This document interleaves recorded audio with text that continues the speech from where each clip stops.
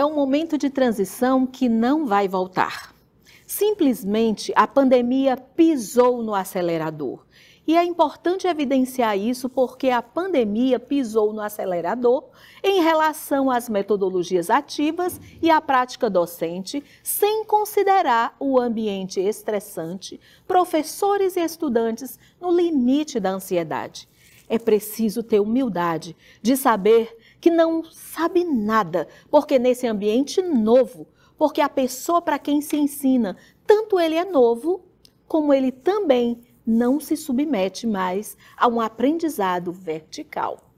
Eu sou Josi Cavalcante, você está no Ensinoar.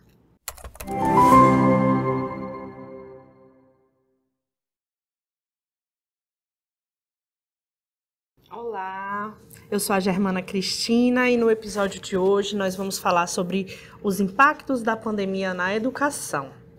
Nós passamos por todo esse momento de transição, que no início pensávamos que ia ser rápido, mas acabou durando vários anos. E com isso mostrou vários desafios, principalmente na educação. Então nós vamos conversar um pouco sobre isso com a Josi Braga, que é mestrada, já tem mestrado em avaliações de políticas públicas pela UFC, é graduada em História, é pedagoga e é coordenadora pedagógica da UANE, na Fundação Demócrito Rocha. E temos mais uma convidada, a Emily Espíldora, e ela é pesquisadora da Rede de Conhecimento Social, bacharel em Gestão Públicas pela USP, e também tem experiência na pesquisa e avaliação de projetos na educação fiscal. Oi, Emily, tudo bom? Oi, meninas, tudo bom? Joia. Tudo ótimo. Então, nossa primeira pergunta para começar o nosso diálogo é como é que vocês enxergam quais os principais desafios, né, que teve durante o ensino médio nesse período pós-pandêmico, né, agora que a gente chegou ao fim da pandemia? Sobre essa pergunta, sobre os principais desafios para a educação no ensino médio nesse período pós-pandêmico, eu queria primeiro trazer um pouco a contextualização de uma pesquisa que a gente fez na Rede de Conhecimento Social, que foi uma pesquisa que foi feita junto com jovens, para jovens, e a gente conseguiu fazer um mapeamento dos últimos 3 anos de pandemia a partir dessa iniciativa. A Rede de Conhecimento Social ela é uma organização social que tem como propósito a promoção da participação social a partir da construção do conhecimento colaborativo. E tendo isso em vista, né, as nossas metodologias, o nosso objetivo com as nossas pesquisas é colocar o público-alvo como ator ativo ali daquele processo. Então, essa pesquisa, Juventudes e a Pandemia, que a gente começou lá em 2020, 2021 e 2022, foi construída a partir de um grupo de jovens pesquisadores que tinha, em média, entre 10 a 12 jovens pesquisadores, que tinham alunos do ensino médio, alunos do ensino superior, jovens que estavam trabalhando, jovens que têm são mais velhos, né? Tem mais de 25 anos, por exemplo. Então, a gente conseguiu ouvir, nesses 3 anos de pesquisa, cerca de 100 mil jovens ao longo dos 3 anos de pandemia. E a gente também conseguiu fazer um estudo específico, um recorte específico daqueles que estavam no ensino médio. Com a perspectiva desses jovens pesquisadores, a gente entendeu que os desafios que a pandemia trouxe para o ensino médio, eles estão principalmente relacionados às dificuldades que já existiam e outras que foram potencializadas ou desenvolvidas durante a pandemia. Mas outro ponto muito importante para a gente levar em consideração é que os jovens eles não têm só um aspecto a ser explorado. A educação ela é afetada também por os outros aspectos da vida do jovem. Então, a gente pode falar que a educação ela está sendo mutuamente impactada pela saúde, pelo trabalho, pela vida pública desse jovem, e foram esses aspectos que a gente investigou na nossa pesquisa. E também a gente vê um processo de dar mais importância para isso. Os jovens falam mais sobre isso e a gente teve maior perspectiva sobre esse tema. Além disso, na saúde também, a gente teve um processo de aumento do medo da própria pandemia, né? Então, além de todo o contexto, de medo de perder parente, medo de perder jovens, medo da pandemia não acabar, eles estavam passando por essas questões de saúde mental. Então, imagina como que estava a cabeça do jovem para poder continuar estudando.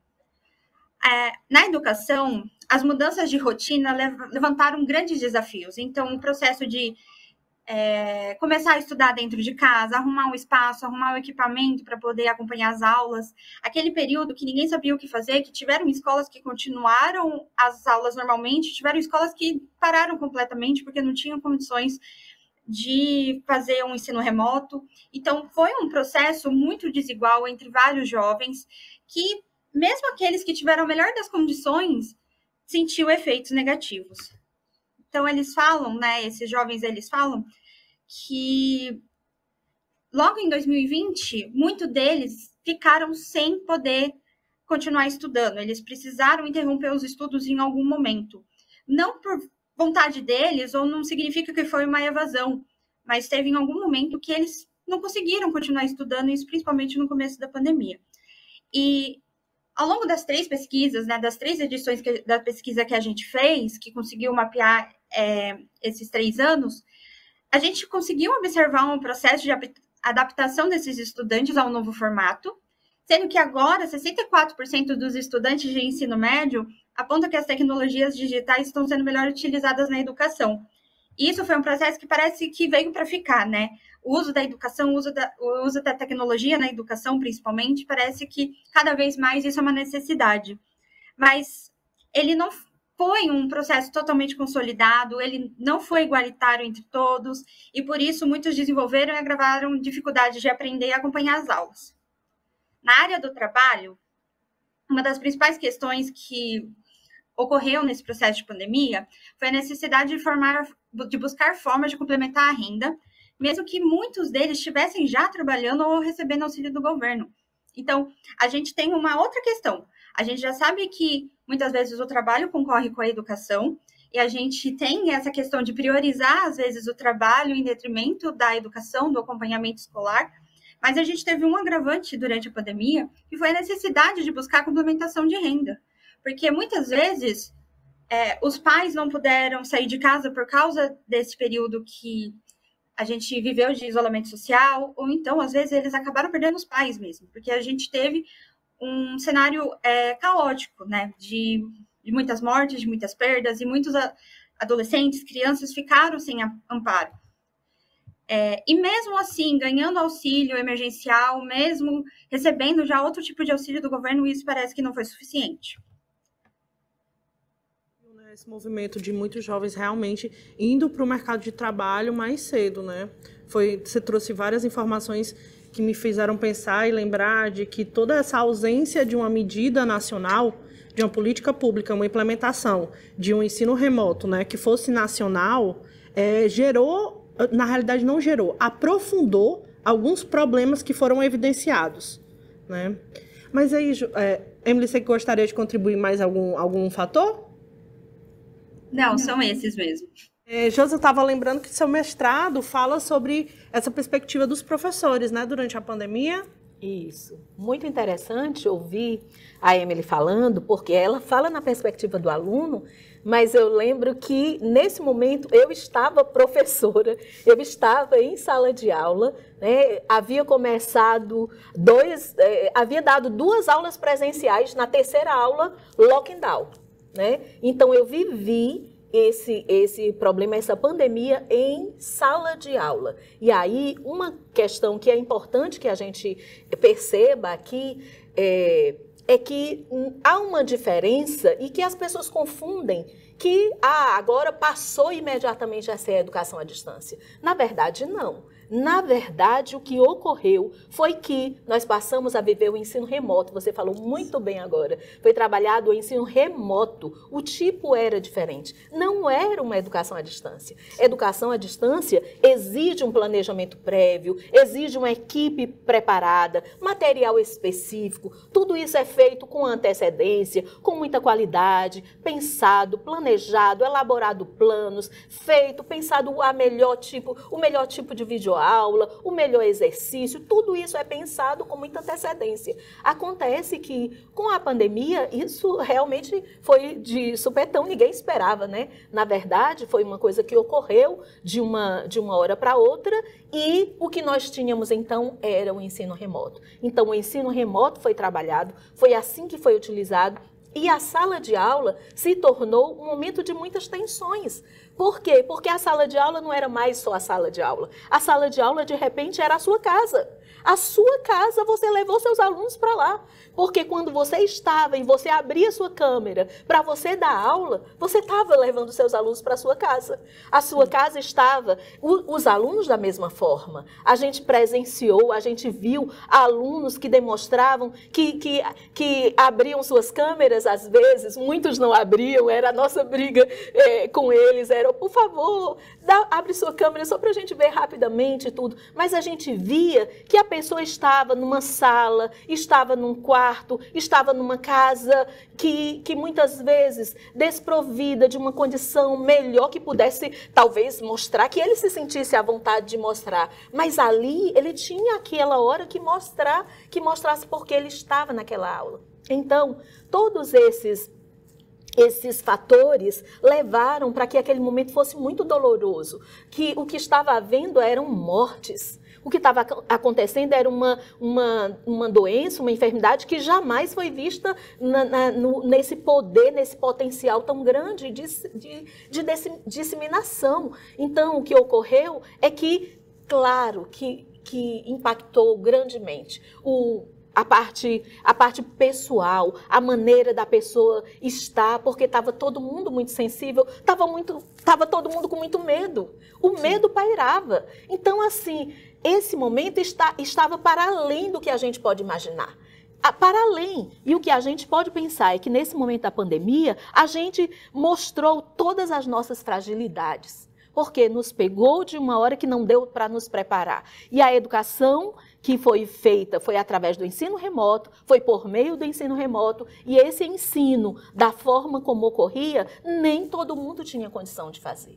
Nós vivemos o momento do lockdown, do fechamento, e aí estava todo mundo em casa, depois foi abrindo, os alunos muitas vezes tinham que ir, alguns trabalhavam e tinham que ir para o trabalho, e aí, na ida para o trabalho, muitas vezes estava voltando aqui dentro do ônibus e professor, eu estou aqui dentro do ônibus, mas eu estou assistindo sua aula. Então, assim, é uma coisa surreal, é assim, incrível.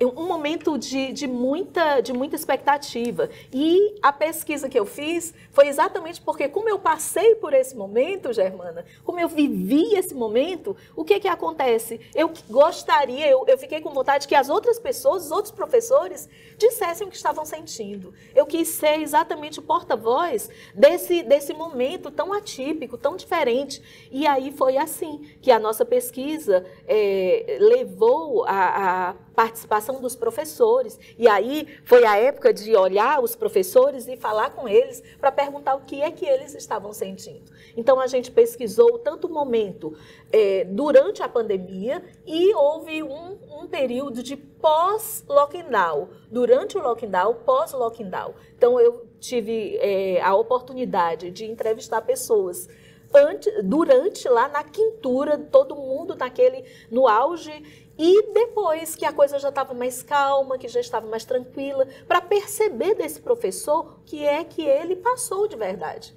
Porque naquele primeiro momento, a pessoa não sabia nem exatamente o que fazer, como agir, as escolas não sabiam como agir, e nessa hora, realmente, a pessoa que tem menos condição financeira, que não tem um aparelho celular, um smartphone melhor, que não tinha condição, muitas vezes numa casa, um smartphone para a família inteira. Então, a mãe precisava, porque quantas professoras que eram mães, estavam ali precisando do seu celular para dar sua própria aula e, ao mesmo tempo, para emprestar para o filho fazer sua tarefa e assistir também sua aula. Então, assim, um momento assim, muito, muito estranho, muito diferente, mas que a gente viveu e assim, é importante que a gente rememore isso para que a gente veja os pontos que a gente tem que buscar. E aí, na pesquisa da Emily, ela fala uma coisa muito interessante, que é muito importante mesmo, né, Emily, que você trabalha com o ensino médio, as pessoas, os alunos, e foi muito interessante sua pesquisa de muita abrangência também, de muita riqueza. Então, quando a gente trabalha com essas pessoas e escuta deles o que você disse, que você concluiu, que também nós concluímos na nossa pesquisa, o que aconteceu foi uma amostra do que já vinha acontecendo. Sim, foi uma, como eu disse aqui, foi um pisar no acelerador. Pisou no acelerador. Inclusive, essa frase que eu disse, Germana, foi a frase de uma das professoras que eu entrevistei. Ela disse que a pandemia é uma questão sem volta, porque ela pisou no acelerador. As coisas já estavam acontecendo. Não estava bom. Tinha que melhorar. E acontece que naquele momento piorou muito e evidenciou-se muito as fragilidades, as diferenças. Ah, porque não tem diferença para ninguém? Tem sim. A gente pôde ver as diferenças muito claramente. Sim, sim. Eu lembro que, assim, gente, em 2020, né, no começo da pandemia, eu tinha acabado de começar a graduação. Então, eu fui aluna, eu tive uma aula, sabe, presencial, e fui para o remoto. Mas, assim, o que eu mais lembro desses primeiros 2 semestres é, assim, mesmo com a minha proximidade muito grande com tecnologia, eu tive dificuldade de acompanhar e eu vi os meus professores tendo muita dificuldade. Porque eu lembro que no meu 2º semestre eu tive uma professora de quase 80 anos. Então, o filho dela tinha que abrir o Meet, sabe? Abrir a aula e colocar pra gente dizer, gente, a mãe tá vindo, não sei o quê. Aí ela vinha e ela tentava... a casa dentro, os alunos dentro de casa, e a casa indo pra lá. Né? Ela tentava sendo... na realidade, ela tentava estimular a gente a participar, mas, assim, ela tinha uma sensação de solidão muito grande. E eu tenho certeza que não foi só ela, porque a nossa sensação de solidão como aluno também existia. Porque todo o conceito de habilidades e competências que articulam a gente no período da educação mudou. Eu acho que uma coisa que eu queria muito saber de vocês é justamente isso. Essas competências, né, que estão articuladas com os estudantes, com os professores. Como a gente deveria, né, olhar, prestar atenção. Quais seriam as que chamam mais... estariam ali no campo de que a gente deveria dar uma prioridade, né, na hora de visualizar.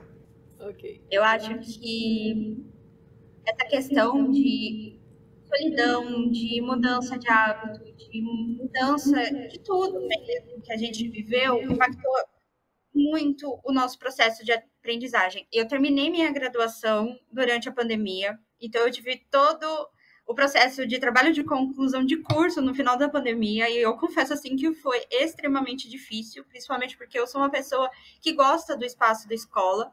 Tem pessoas que se adaptaram bem melhor, tem pessoas que não.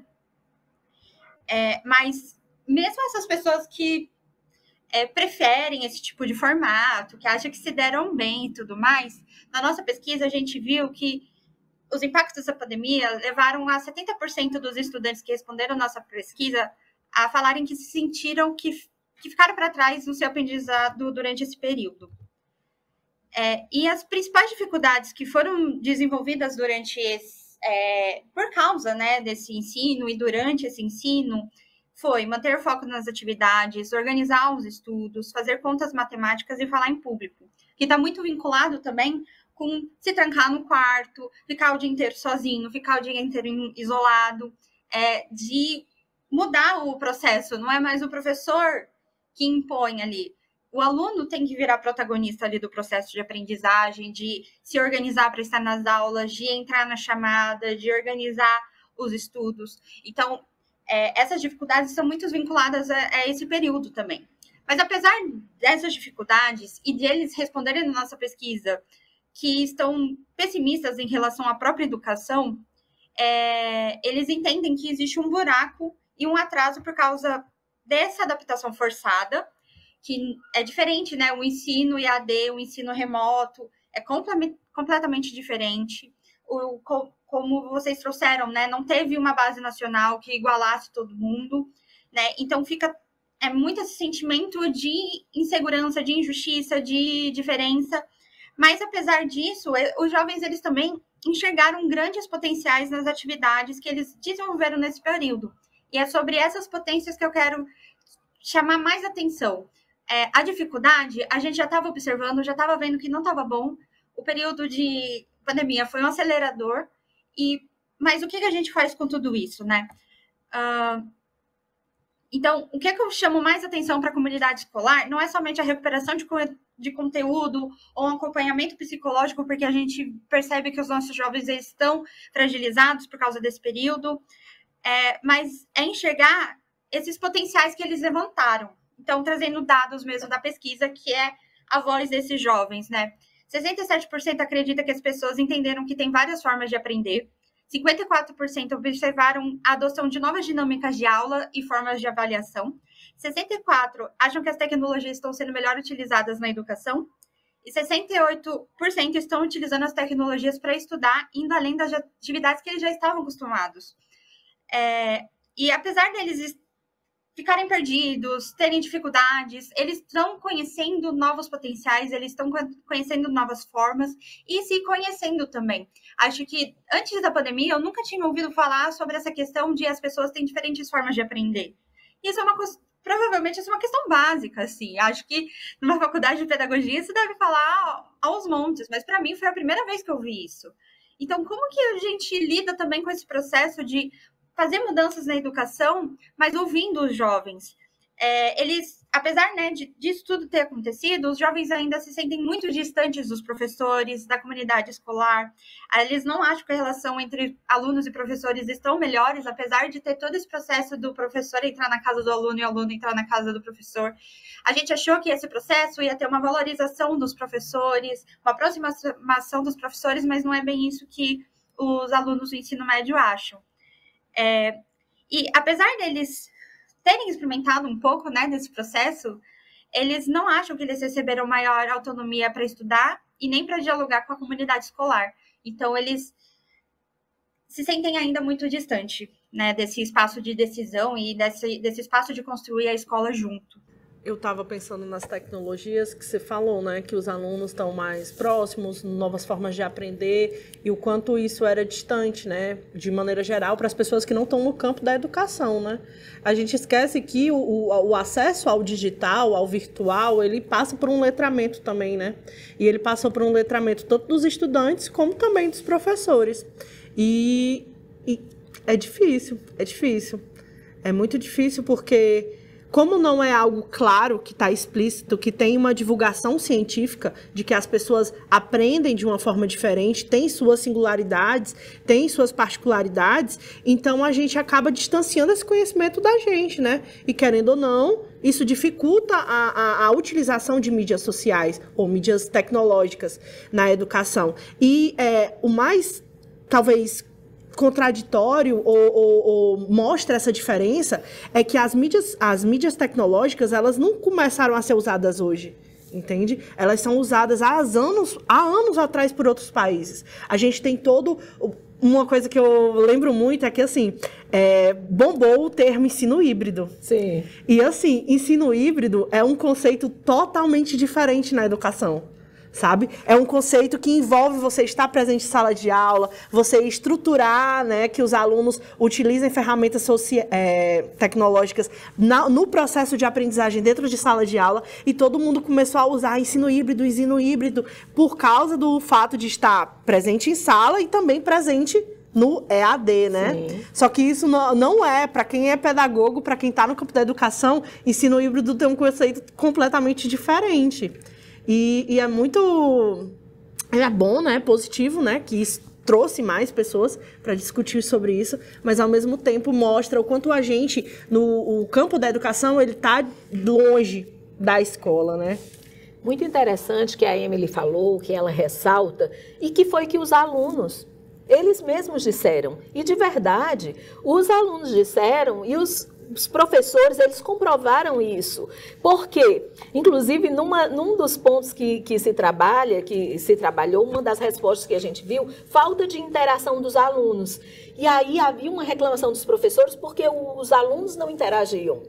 Na verdade, uma aula totalmente tradicional, só que falada, feita com a tecnologia, porque, afinal de contas, estava sendo filmada, alguém estava assistindo ali, né? Então, assim, uma forma tradicional de fazer embora utilizando algo tecnológico, uma tecnologia mais avançada que não estava sendo usada. O que se percebeu? Na sala de aula precisa exatamente disso. Precisa pegar essas ferramentas que existem, que os jovens conhecem muito bem, que utilizam muito bem e trabalhar a educação. Existem pesquisas que a gente já sabe que o Brasil é campeão, é recordista em uso de tecnologia para as redes sociais. Nas redes sociais, né? Brasileiro adora a rede social, mas para os fins educacionais.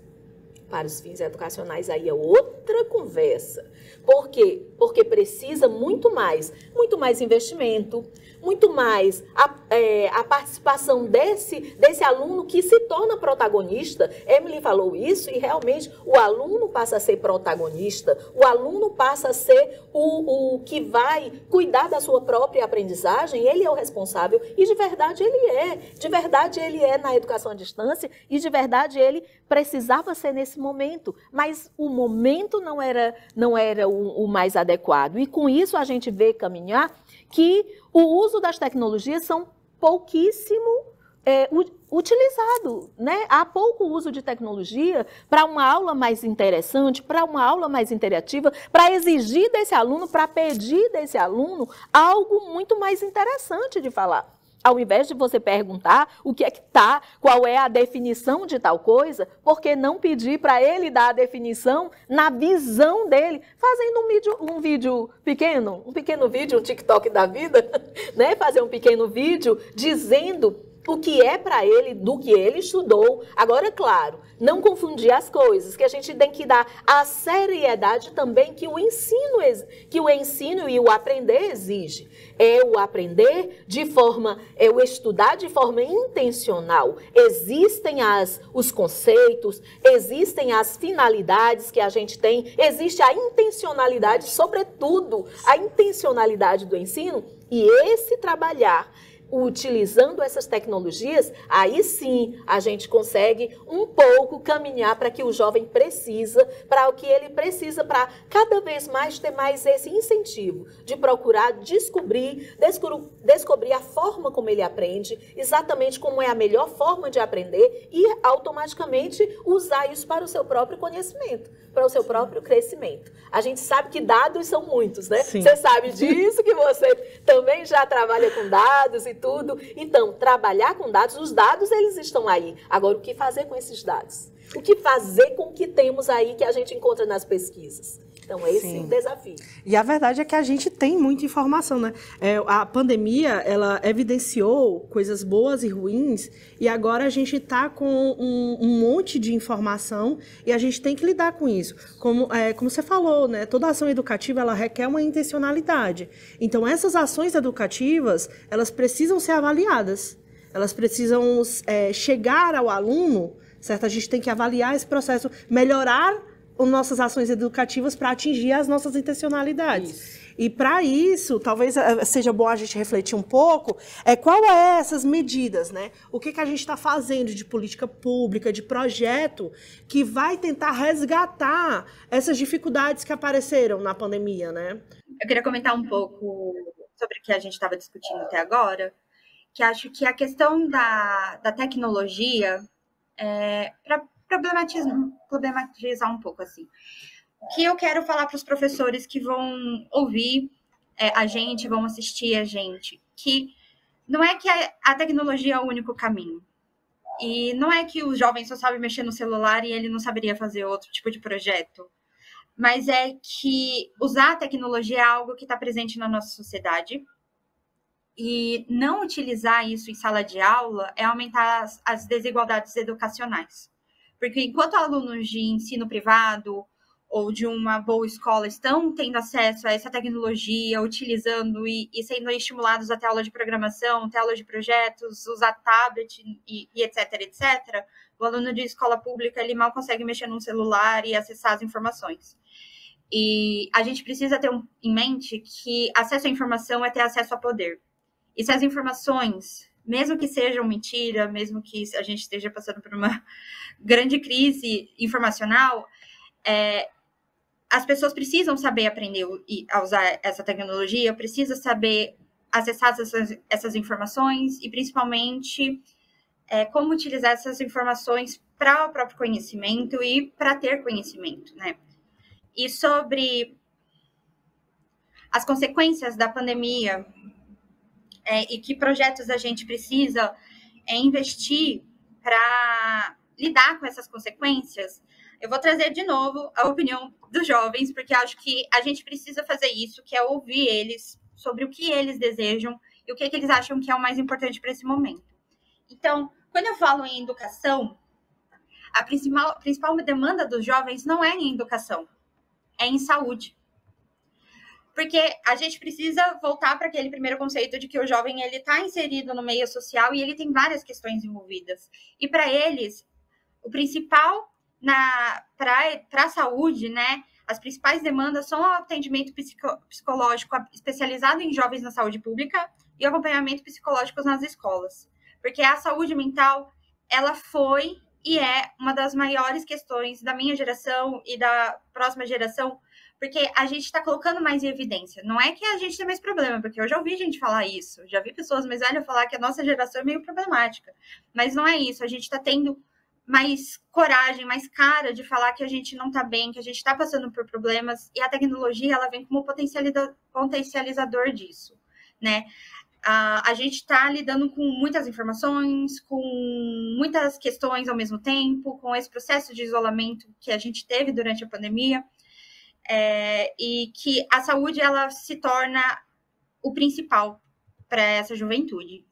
Já em educação, também, quando a gente fala assim, mas na educação, o que você gostaria? Eles vão lá e trazem a questão da educação profissionalizante. Assim como o acompanhamento psicossocial para toda a comunidade escolar. Então, quando eles falam sobre o acompanhamento, eles não querem só o acompanhamento desses jovens e dos alunos, querem também o acompanhamento dos professores, porque eles observaram como os professores estavam durante a pandemia. E eles têm consciência de que está todo mundo afetado por isso, né? E além da educação profissionalizante, que é a principal demanda deles, outra demanda é a criação de políticas de auxílio ou bolsas estudantis. Porque, como eu falei anteriormente, a questão do trabalho é muito presente. E um dos principais desafios foi a complementação de renda, a busca por renda. E como que um aluno consegue estudar se ele não tem acesso à renda? Acho que o principal é a estabilidade.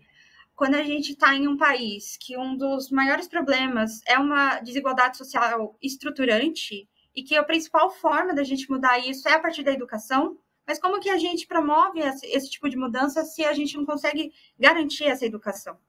Então, eles levantam muito essa demanda, né? A educação profissionalizante como eu quero ter um futuro, eu quero poder sonhar, eu quero poder melhorar minha condição de vida, mas para isso eu também sei que eu preciso melhorar agora, por isso eu demando também um auxílio estudantil para eu poder alcançar isso.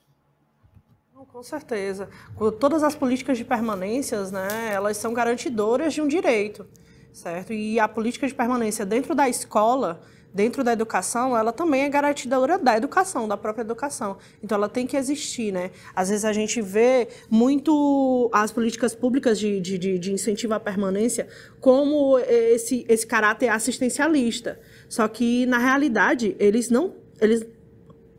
podem até ser, mas eles estão ali garantindo um direito ao básico. Se um aluno ele tem que dividir o tempo dele entre o trabalho e a educação, na hora de comer, o que vai pesar é o trabalho. Não vai pesar a educação. Aí ele acaba interrompendo os estudos, entrando, né, na retenção, né, reprovando, aí reprova mais de uma vez, aí quando reprova mais de uma vez, ele fica cada vez mais desmotivado. Aí a gente tem também outros tipos de organização dentro da escola, né, por outros tipos de fatores, que acabam pegando esse aluno e não dando tanta atenção. Aí ele entra em um processo de abandono, aí já tem uma preocupação externa, mas o abandono da escola vai juntando, vai criando cada vez mais um funil que deixa ele sem opções, deixa o nosso aluno sem opções, né? E isso é gritante, né? É gritante a necessidade de políticas de permanência cada vez mais fortes dentro da escola. E não só políticas de permanência. Um fator desse que eu acho assim, extremamente problemático, que às vezes a gente deixa escapar, é a falta de formação continuada no professor que lute pelo direito das crianças e dos adolescentes dentro da escola. Porque a nossa formação de continuada, ela é sempre debatida, mas ela está distante da tecnologia e está distante das políticas públicas. Muitas vezes os professores dentro da escola não entendem as importâncias das políticas públicas de permanência para aquele estudante e como fazer que aquele estudante usufrua da política de permanência. Interessante ressaltar essas questões, porque, de verdade, quando a gente trabalha com o aluno e a questão da saúde, o aluno é solidário nessa hora e ele percebe, e de verdade isso, Emily, a gente pôde constatar que os alunos percebiam isso, percebiam quantos professores precisavam de suporte e de apoio. E uma das perguntas que foi direcionadas a ele, aos professores, é sobre que suporte eles tinham, de onde eles estavam, dessa instituição, porque a educação continuada, no seu termo, não é novo. Imagine na forma de ser, que era para existir desde sempre, a questão da educação continuada. E essa educação continuada, a própria instituição não estava trabalhando o seu próprio professor. O professor não sabia mexer nos recursos tecnológicos. E isso, numa época que a gente vive hoje, em que a tecnologia faz parte da vida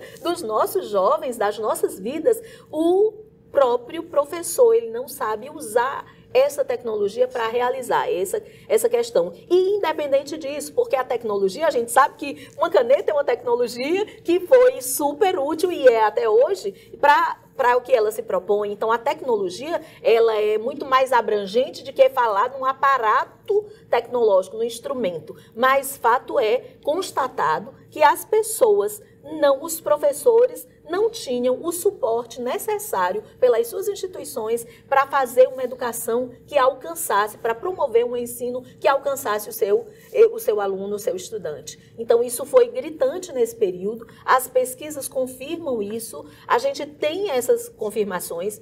E as políticas de permanência, como você falou, elas estão aí e elas têm um papel muito importante. O próprio professor, como você também falou de forma muito interessante, muito cheia de garra, porque vive essas questões muito de perto. Isso é tão gostoso, né, gente?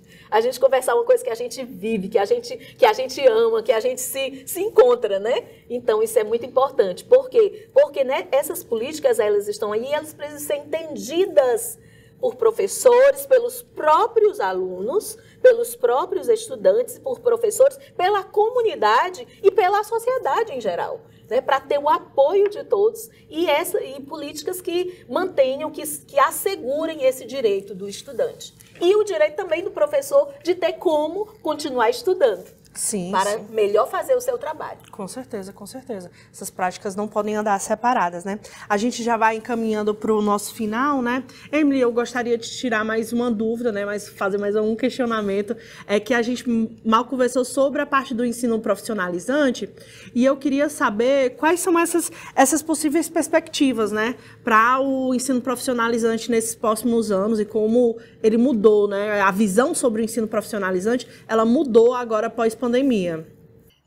Uma fala, assim, mais da visão dos jovens, pensando, assim, que como a gente é uma instituição de pesquisa, o nosso papel aqui está sendo divulgar a visão deles. Então, na parte institucional, a gente não tem um posicionamento sobre a educação profissionalizante, mas os jovens, eles têm um posicionamento muito forte sobre isso. Então, a principal demanda para a área de educação, a gente deu uma lista, tipo, recuperação do currículo, atividade para trabalhar as emoções, retomar projetos de vida, mas o principal para eles foi a questão da educação profissionalizante.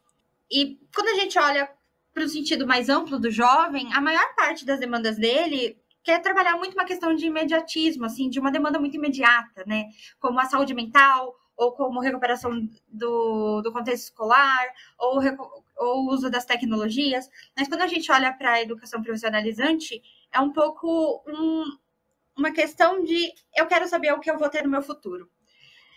Quando fala sobre o mundo do trabalho, essa educação, ela está com uma questão muito importante de retomada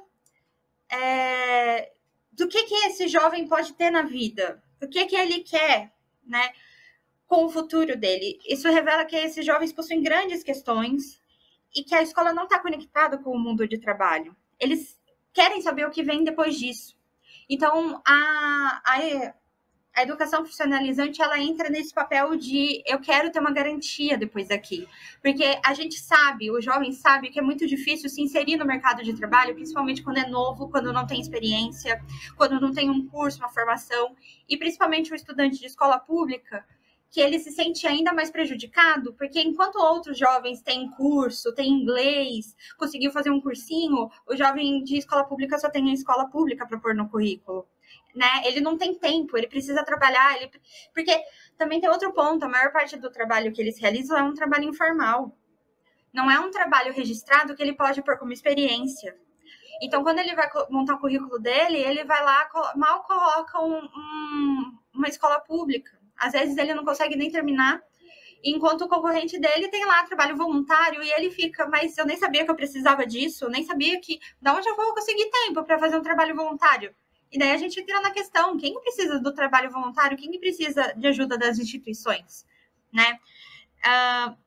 Mas também, até mesmo sobre essa questão da educação profissionalizante, para problematizar um pouco, a nossa pesquisa revelou que 80% dos estudantes de ensino médio desejam continuar estudando depois que terminarem essa etapa de ensino. Mas quanto deles realmente vão para o ensino superior, né? E discutindo também com um grupo de jovens pesquisadores e com outros jovens que também participam da nossa rede de jovens pesquisadores, eles falam que para conseguir ter um ensino superior, um ensino técnico, ou poder avançar nos estudos, eles primeiro precisam dessa estabilidade financeira, dessa estabilidade no trabalho. Então, a educação financeira, a educação profissionalizante para esses jovens é muito nesse sentido. É um jeito, um caminho para alcançar os meus sonhos, para continuar estudando, e eu preciso disso. É um pedido de socorro, mais ou menos assim, do estudante para a conexão da educação com o futuro dele, para o que vem depois. E eles sentem que a escola não está trabalhando isso com eles. Geralmente é a consequência, né, do processo de sofrido, né, durante a pandemia. Porque se eu tenho todo um movimento na qual eu fiquei vulnerável, né, e acabei tendo que ir para o trabalho, eu tenho um movimento de aumento da ansiedade, aumento de diagnósticos depressivos, e tudo o que rolou relacionado à saúde mental durante a pandemia, é normal que quando tem um retorno, eu acabe vendo assim, bom, olha, eu passei por um período muito difícil. O que é que eu posso fazer para, caso isso aconteça de novo, eu me resguarde? Então, é até normal eles desejarem essa educação profissionalizante. Só que essa educação profissionalizante, ela tem que ser muito bem pensada. Porque da mesma forma que, a maioria desses alunos, eles já estão em empregos precarizados. Porque eles já estão em empregos informais. Então, se 80 e poucos % dos alunos de ensino de toda a rede pública, eles desejam ir para o ensino médio ou para o ensino superior, mas durante o ensino médio eu foco a minha parte de currículo, de conteúdo, boa parte dela, né, ali, né, na parte do técnico, né? A gente divide. Quando eu tenho um ensino profissionalizante, eu tenho uma parte do currículo que é destinada para o ensino técnico e uma parte do currículo que é destinada para a formação mais geral, né? Que é a formação que vai preparar para o vestibular, que vai preparar para o Enem. Então, se eu tenho uma diminuição dessa carga de conteúdo que vai me preparar para entrar no ensino superior e uma valorização maior até para a segurança, né? O aluno sente aquilo de uma maneira, ou eu estou aqui me assegurando, né? Para o ensino técnico, eu estou fazendo um movimento que ele é bom, porque ele vai me dar uma segurança, um ensino técnico, algo que eu vou pôr no meu currículo, mas ele também é ruim, porque eu estou diminuindo a carga de conteúdo que vai me possibilitar a continuar os meus estudos, que vai me possibilitar entrar no ensino superior. Então, o ensino profissionalizante, ele está sempre nessa linha tênue, entre me garantir algo, mas ao mesmo tempo que me retira algo. Aí é tão complicado pensar nisso. É um podcast todinho sobre isso. É muito interessante a tua fala.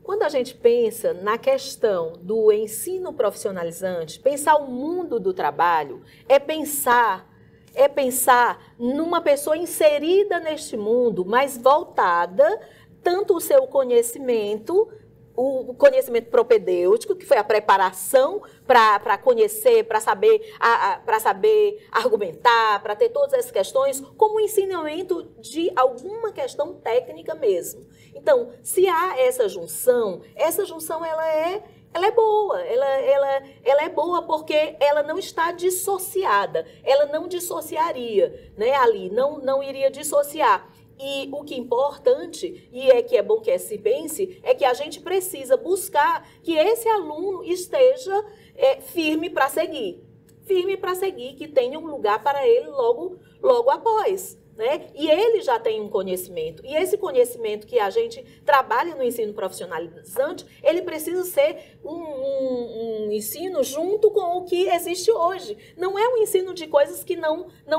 estão mais valendo. A gente estudar uma coisa que já não tem mais efetividade, estudar a fazer um determinado cálculo que não precisa mais fazer dessa forma, porque já existe uma máquina para fazer. Então, o ensino tem são muitas questões, viu? São muitos desafios, porque de verdade tem que se pensar todas essas questões, todos esses questionamentos e o tipo de ensino que precisa ser trabalhado e o tipo de educação que precisa ser dado a esses jovens. Sim, pensar sobre currículo, sobre conteúdo é sempre muito complexo, né?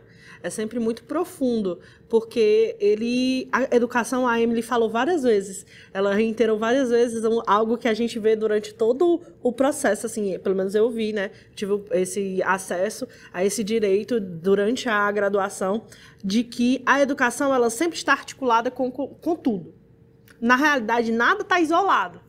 A educação não está isolada, a saúde não está isolada, a segurança não está isolada, a cultura não está isolada. Tudo, ele se articula com tudo, né? Ele está nesse movimento dialético com a realidade, com tudo que a gente vivencia. Inclusive as nossas subjetividades. Inclusive os nossos medos, inclusive as nossas inseguranças, certo? Então, tipo, nada tá... A gente tem às vezes, essa sei lá... difundido de que as coisas estão separadas, né? Isoladas, e elas não estão, elas estão sempre juntas. Né? Elas são holísticas. Holística. E não podem ser analisadas de maneira isolada. Ai, gente, é outro episódio para a gente discutir sobre isso profundamente. A gente já está indo para a reta final. Agradeço demais a sua presença, Emily. Foi ótimo o nosso papo. Eu que agradeço, viu, vocês terem me convidado a gente da Rede Conhecimento Social para estar aqui hoje, de poder trazer a voz dos jovens a partir dessa nossa pesquisa. E muito obrigada mesmo. Eu também agradeço muito a minha companheira Josi, que está sempre aqui do meu lado, sempre me ensinando muitas coisas. Ai, foi ótimo, foi ótimo. Pois, gente, o nosso papo, ele fica por aqui, certo? Ele se encerra aqui, mas vocês podem continuar nos acompanhando nas redes sociais, sigam o canal da FDR no YouTube, siga a Fundação Demócrito Rocha no Instagram, nós estamos presentes no Instagram muito ativamente. E é isso, foi excelente esse momento de partilha com vocês.